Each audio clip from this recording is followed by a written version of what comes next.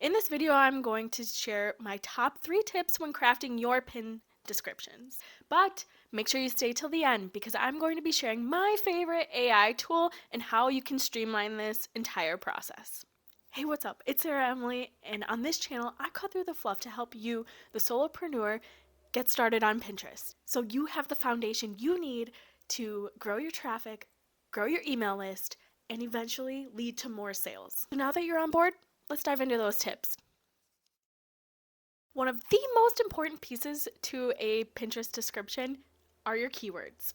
Pinterest is a search engine, meaning it uses data on your pins, such as the pin title, the pin URL, your pin image, and you guessed it, your pin description, to make educated guesses on who it's going to serve your pins to. Ultimately, that is the goal. When somebody is searching in that Pinterest search bar at the top, we want your pin to show up, and Pinterest makes its best educated guess based on the data that you provide it. For example, somebody is searching how to meal prep breakfast on Pinterest. And if your pin description, your pin title, your pin image all has something to say about how to meal prep your breakfast, your pin is more likely to show up versus somebody's who doesn't.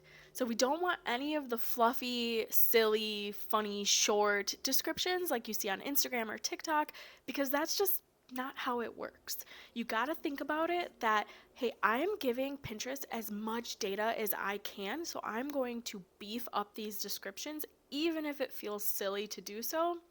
You're not necessarily doing it for your reader, you are doing it for the algorithm. To use the best keywords, take a look at what other pins exist out there, what words are people using to search for that. Use Pinterest, use Google to research what phrases, what things is your audience specifically looking for. And if you've already done that work because you're writing blogs and you're writing SEO focused blogs, you've already done most of the work. You just need to reuse those keywords in your title and especially your description. Yes, just do it. Add a call to action, not only on your pin graphic, but also in your pin description. Imagine this. You are searching on Pinterest, you're intrigued by a pin, and the title grabs you and you click on it. And so then it opens up, it's just this pin that you're looking at. And you look at the pin description and you kind of just get distracted. And then you move on and you keep scrolling and you're looking at more pins and more pins.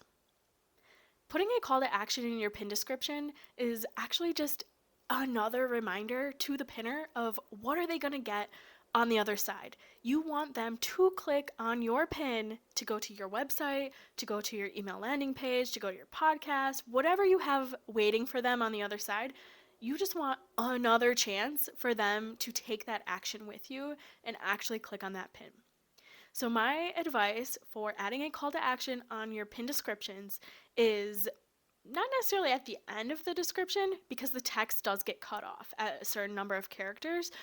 The very first sentence, put as a call to action. It's going to be the very first thing under the title that somebody sees on your pin when they click on your pin to open it up. Although you can play the game and spam your title and your descriptions and stuff a bunch of keywords inside of it so that literally only a machine can read this, what you really want to do is humanize your description. Make your description 2 to 3 sentences long and make sure they are readable sentences. At the end of the day, we are serving humans, not just Pinterest and their algorithm, okay?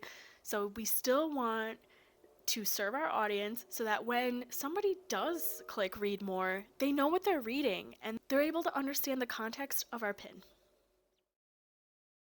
So now that you know the framework of how to create your pin descriptions so that you rank in search, I'm going to dive into my favorite AI tool to show you how to shortcut actually coming up with the sentences and where to place your keywords in these pin descriptions. This is my favorite AI tool. It is free, and I'm going to share the link below.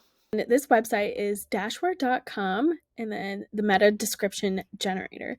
So I like to think of Pinterest descriptions a lot like when you're writing a blog post or a website page.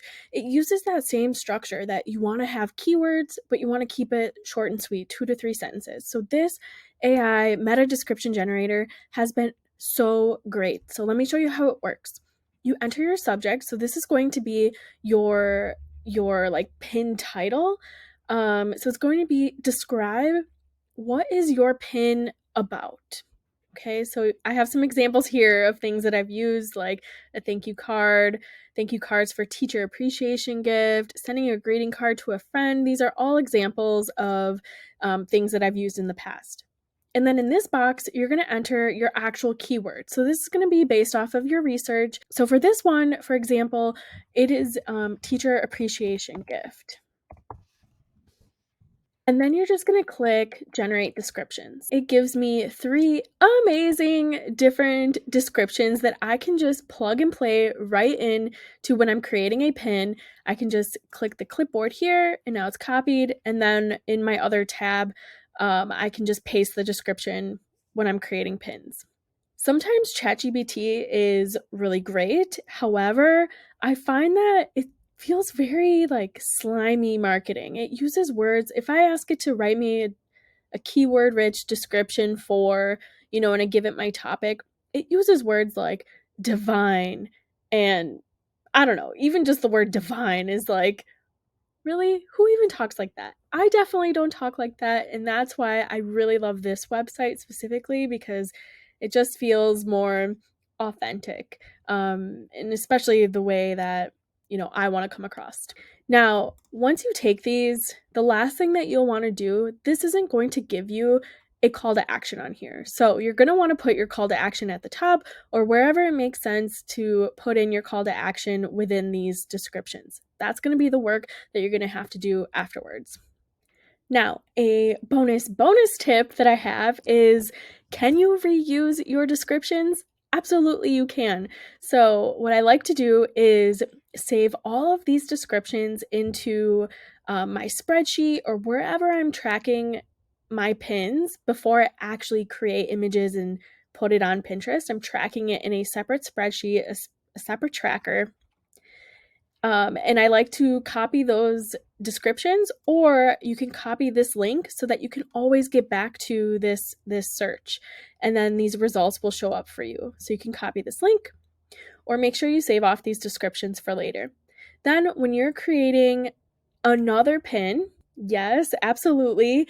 If you have one blog post, create multiple pins for that one blog post, and you can always come back to these descriptions for teacher appreciation gift. There are 2 or 3 times of year that I can really think of when it makes sense to provide a teacher an appreciation gift.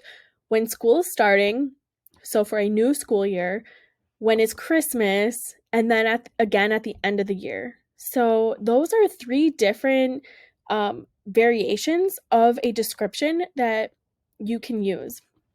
So this gives you a very awesome base description, but if you want to say something about it being end of the year teacher appreciation gift or a teacher appreciation gift for a new school year, those are different variations that you can use throughout the year to be pinning the same blog post or the same product multiple times a year, all around a teacher appreciation gift. If you want more information on how I like to track my pins so that I can streamline my Pinterest workflow, make sure to check out the link below. This makes planning and referencing all of my blog posts and all of the content that is relevant for the trending seasons just a breeze. It totally simplifies the entire process. I am not scrounging and searching every month for what content did I create. It's all right here in this tracker. So again, make sure to check out the link below.